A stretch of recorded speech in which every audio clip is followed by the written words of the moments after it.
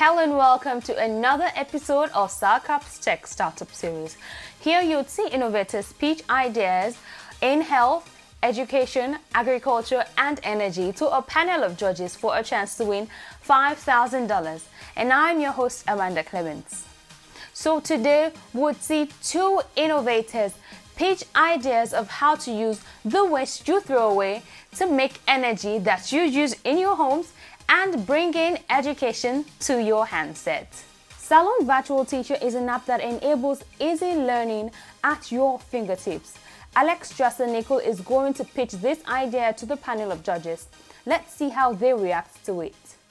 This is the Salon Virtual Teacher, which is divided into two parts. It's an online library, and we have video on demand.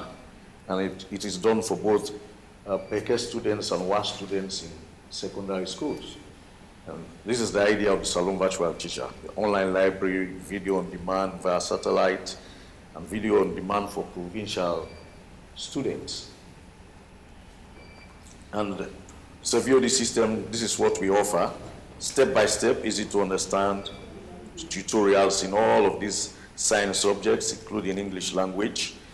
And because of the gap in the short supply of science teachers, Salon Virtual Teacher is stepping into that gap, to fill in that gap. And we're expecting to have revenue from these three main centers, from the online library, video for provincial centers, and video to the IPTV service provider. And for our markets, we have estimated 65,000 students, and that is based on the past students who attempted the WAEC exams. And we're also expecting market from the video on demand systems for the provincial students and for the wider viewership via satellite. And this is just our competitive environment. We have syndicate organizers, individual teachers, and of course, Salon Virtual Teacher is among them. Our advantage here is that we can go wide. We have a wider geographic influence. We are available for 24 hours. And students can study at any time they want. This is our SWOT analysis, our strengths, opportunities, weaknesses, and threats. Of course, our marketing strategy. We want to create awareness through vigorous advertising because it's a new product or new service. We're going to visit schools to start the desire and interest of potential students, to show them the benefits and advantages of using our services. And of course, we are going to make the price affordable so that they can actually fulfill their desire. If you want to use the service, at least you have the money to pay for it. Okay, I have a question. This video on demand via satellite. Yes. How is that going to work? Who is going to be the provider of this service? We're going to partner with an IPTV service provider for that. That agreement has not been reached yet. Yeah, but we're going to do that partnership because we know that if we're only doing the library, the internet will not be too strong, mostly in provincial towns. That is why we want to use the video on demand to reach out to them. The main question is, which ones have you reached out to as yet, if any? No, we have not reached out to any yet. So that would bring me to my next question. How did you arrive at the pricing model when you've not really understand or done a deep-stick analytics of your cost baseline? So you have your minimum viable market of 65,000. You've done your pricing model. How did you arrive at that? Do you know the ecosystem to support your engine? Well, actually, initially we looked at the affordability. We look at what But how are you going to ensure that you make profits? No, when we are starting, along the line, if we notice that we need to up the price, we'll do it. But we want to start as low as possible. Why? Because we want to attract clients to use the system. So what confidence level are you going to give us to invest into your business if you've not got any idea about scalability at this point? Say again, sir. What confidence level are you going to give us to invest into your business if you cannot project sustainability at this point? Well, we're looking at the market. The market is there. And we believe once we reach out there and they begin to use it, they begin to actually see the benefits of using it. Even if we are going to up the price, I think they're still going to cope. You're still struggling with your cost line. Yes. I'll leave the other judges to Okay, start. so we're going to walk through this. Yes. Keep it. It will help if the answers are short, because then I'm trying to connect some dots here. So my first question is, the teaching content that you will be putting on this IPTV platform or satellite TV platform, where is it now? Well, we have not fully developed them. So you don't have the materials No. yet. It's only the online library that we have materials for now. So the teaching content, there is no material yet. No, the video. Yes, the online library. Which ones? Where are you getting the materials from? Well, we sourcing it to teachers who are specialized in certain disciplines like physics, chemistry. So you don't have the content yet for the online library, We have as in the material. So we where have is- some of it. So which areas? Because we had for mathematics, for okay. How many books? Well, Or we pamphlets. no, it's the whole syllabus. We're doing it by the YX syllabus. Okay, so a library has documents. Yes. They're either books, journals, articles, or in our case, we say pamphlets, right? So what do you actually have now to put in this library? We have mathematics complete for topics. It's going to be by So it's the topics. pamphlets, let's Yes, call them pamphlets. Exactly. So you have the complete pamphlets for mathematics. What yes. else? Well, for now, it's only mathematics. It's only mathematics. Okay, so let's move on. You don't have the IPTV platform provider, which is where you're going to host all of these contents as yet. Yes, we have not reached that agreement yet. Okay, and you don't know what the cost will be. First of all, for the content hoster, whether it's via IPTV or it's via web browser, you can still use it. You don't know what that is going to cost you yet. No, we don't have that idea yet. And the students are going to access it via either satellite boxes or, In their homes. or the internet. Yes. Do you know how many of the 65,000 students have access to internet now in their homes? Well, actually, the plan is to build centers in the provincial towns. So you're going to build those centers? Yes, or rent and put the equipment there, computers, so that they can pay, because most people don't have it in their homes. So they can pay, go to these centers and use the service. So do you have any specific locations or buildings or sites that you will be doing these buildings? No, not yet. Okay, so as at yet, the only thing you have now, It's the online library. no. You don't have the library yet. What you have are the pamphlets. Yes. Because the online library requires hosting, it requires a web portal. Yes, we did the prototype before Okay, for the online library. okay, so you have that? Yes. Okay. Okay. So for me, the concern that I have, you had like almost 2 weeks to have prepared for the next phase, which is the semi-final, and you haven't still shown us. The last time we questioned and asked you whether you have a prototype, and at least by now you should have even done a video or something, or give us a content so that we see what it looks like. And we still don't have that. It's only a presentation. The prototype, the first prototype we did, I said the last time that you cannot access it now because we are paying to host it.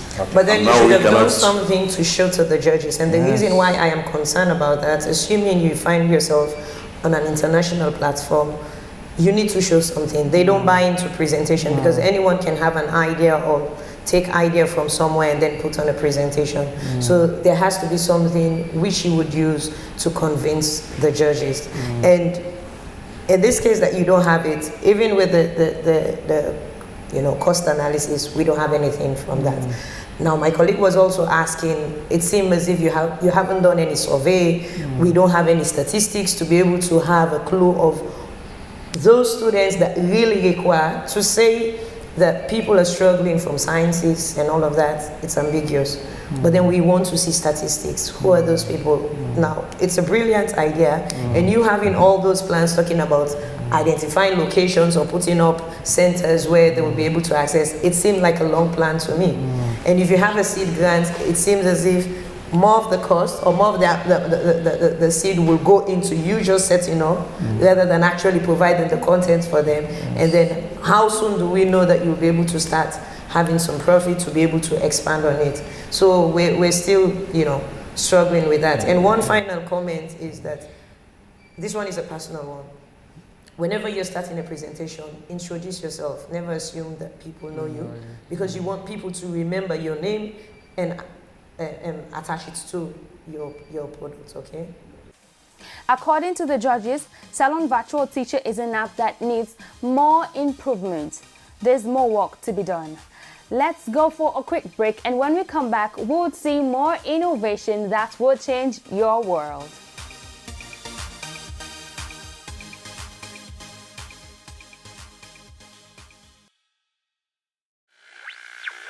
SALCAB is an open access neutral fiber network, which means it's more like a carrier network. We make the road available for data transportation. We don't deal with the end users in terms of retail. We are wholesale carrier network.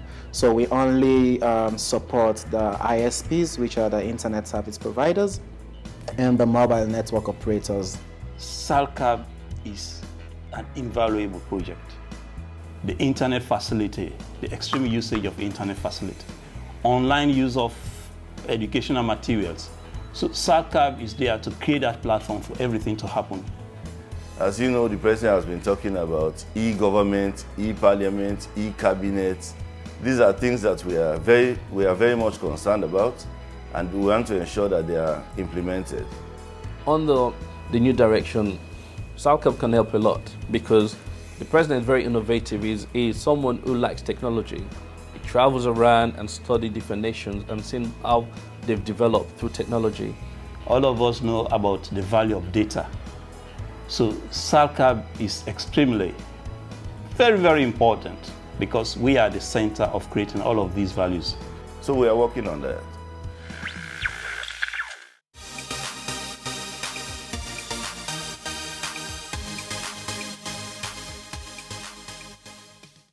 Hello and welcome to SALCAB's Tech Startup series. I am your host, Amanda Clemens.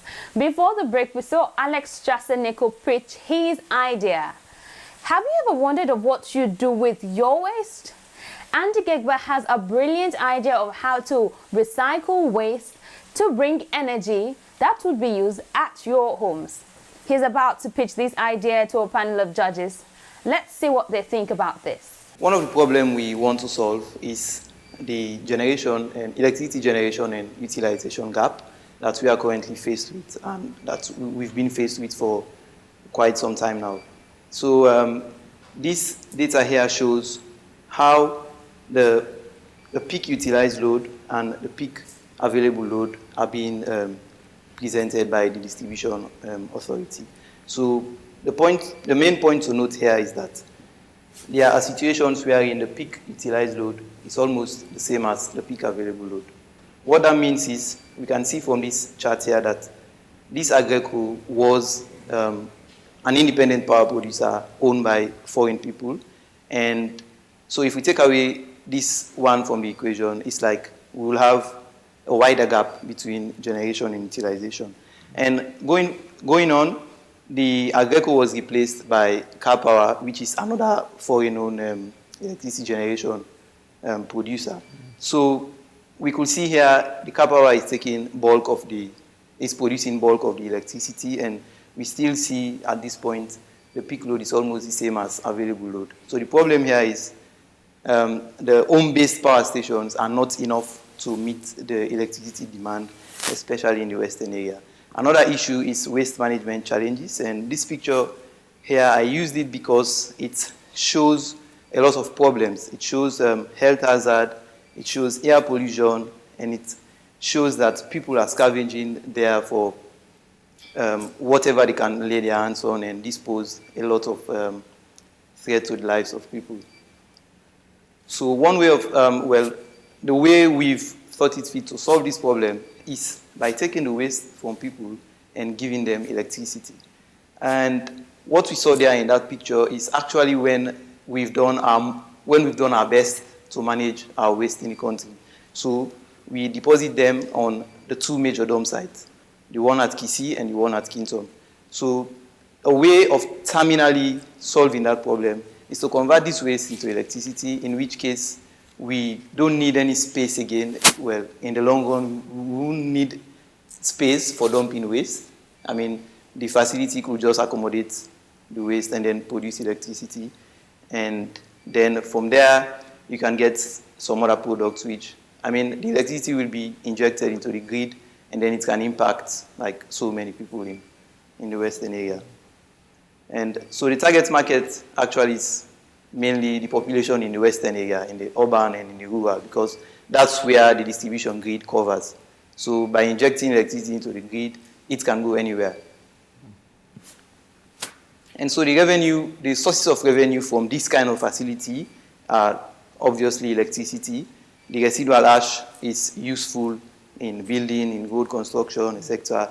And in other situations, the facilities do ask for gate fees. I mean, they pay them to receive the waste and then they generate electricity. But in this case, we've decided to omit the revenue from gate fees just to create more impact on the economy. So it's like we don't receive any money for gate fees, so we just take them and convert it to electricity. So the actual processing capacity is 750 tons per day, but this analysis says that, okay, even if we don't produce at 100%, let's just say 80% of processing capacity, which would be about 600 tons per day, this is what the financial aspect will look like. It means that the payback period will be around here, 10 years, and this calculation was done for electricity generation, amount of waste, amount of materials you will collect after generating electricity, etc. And so to do another analysis looks at assuming you have 80% processing capacity, and then you are able to reduce the moisture content of the waste, you can actually improve your electricity generation and improve on your revenue.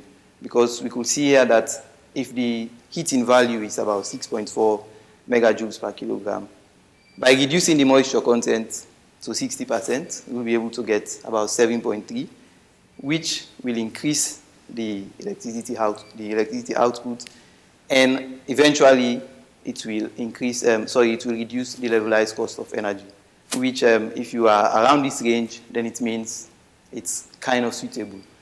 So this is just a way of taking very different scenarios to see how the electricity generation business will look like if you can increase it. Or, I mean, if you have like a lower waste input as well, it could affect the production as well. But it means that we have to get a very effective collection and transportation system. And this idea we are looking at, we have various kinds of people with different expertise. We have mechanical engineers, we have an economist and a policy analyst, so that if we want to look at such a situation, we have people who can actually analyze the economics of it, and even when it comes to policy issues. And then we have someone who is already have some wealth of experience in managing a business. So, thank you. You have a $59 million project. You get $5,000. What would you do with it? So first of all, my next step will be to do a prototype. And so actually, I'm not expecting a prototype of this facility, which will cost. Including the machines and everything? No, I mean, a prototype, at the moment, we've already started collecting some local equipment that we'll use just to do a prototype that will show whether we can generate, even if it's 100 kilowatts just to show that this thing can work. Actually, we know this $5,000 is not enough to set up this. My initial idea to enter the SALCAB Startup Challenge was to get the opportunity to communicate this idea to various stakeholders. It's not like I want to do this, say, like a conventional business. So it needs the intervention of Freetown City Council, the Ministry of Energy, Environment Protection Agency, etc. I think that's what I was going to ask, as in how have you engaged, key stakeholders that would influence, the whole idea of, generating this electricity, especially Freetown City Council, because if you say there wouldn't be any space required again to dump waste, and then this facility would be used. And I'm also just concerned that you would not eliminate that completely, except otherwise. So I wanted to know how you have engaged key stakeholders in all of this. Have you started the process? I returned from my master's course in the UK in 2017, and in 2018, well, first of all, I made some attempts to engage the Ministry of Energy, but for some reason, I wasn't given the opportunity. And I actually succeeded in meeting the Freetown City Council. Well, I had an appointment, that was in June, around this time last year. I had an appointment. Are you making progress with all these meetings? No, let me just... Because you have limited time, so that's why I'm, Yes, I understand. I'm coming to the point why I'm here now at SALCAB. Because I had a meeting with the mayor and proposed this idea. Well, for some reason, the mayor was, okay, well, Freetown City Council doesn't have the upper hand now to engage in this kind of business. Your business model, you had things giving you a much higher dollar per ton. You had the residual ash. I mean, are these byproducts? Okay, so byproducts of the generation of electricity. Okay, then we forget that one. Reduction of the moisture content seems to have a very huge impact on your, especially on the payback time. Yes. What does that actually involve? It's not so straightforward. No, I'm asking you. Yeah, so first of all, if we can actually properly sort our waste from the collection point, from source, that would be a way of reducing moisture content, one. Okay. Secondly, there is a technological way of doing that. So what happens is, the facility burns waste and then use the heat to water generate steam. Okay. So what will happen is, while you are generating steam, obviously there will be some losses. So if you use that losses, that is the waste heat, the heat that will be wasted, if you direct it to the storage of the waste will be heated and then reduce the moisture content before you use it, before you actually use it to generate electricity. Okay. I don't know if that's... I have another question, and that is because you obviously know this stuff. You're very knowledgeable. So my question would then be, what is the alternative? There are digesters so do you need to go down this $59 million route, or can you use your knowledge to using something a little bit less? That's what I was saying. Did you think about doing a 1 megawatt plant at Tumbo, for example, rather than King Tom, 20 megawatts? Did you think of going to Tumbo? You can easily aggregate, instead of 600 metric tons, you can do like 10 metric tons, and then do a prototype design of the same concept. Instead of generating 20 megawatts, generate just 1 megawatt. And commercialize that as an example. So, I will have paid a lot more attention in terms of what we can easily achieve going down that route than what this is something for Standard Chartered Bank or EcoBank, rather than like a tech. Not even them. This is what I was thinking. Like, let's do 1 megawatt, total investment would have been $400,000, but you can use $5,000 to basically do something. Yes, so our next step is to do a prototype to see whether we can do 100 or 200 kilowatts and see how we can take it from there. Exactly. But by the time of applying to SALCAB, that has not been done. If you're fortunate to move on to the next stage, go lean. to prove the concept. This is a mega project. Yes. Prove the concept that, okay, I can aggregate this amount of tonnage, then I can give out this amount of wattage, and this is the amount of dollar that I'm able to generate. These are the number of homes that have impacted. Then that is what people will want to see to support Exactly, you. and it will help even with the partnership with those stakeholders that you want to get involved.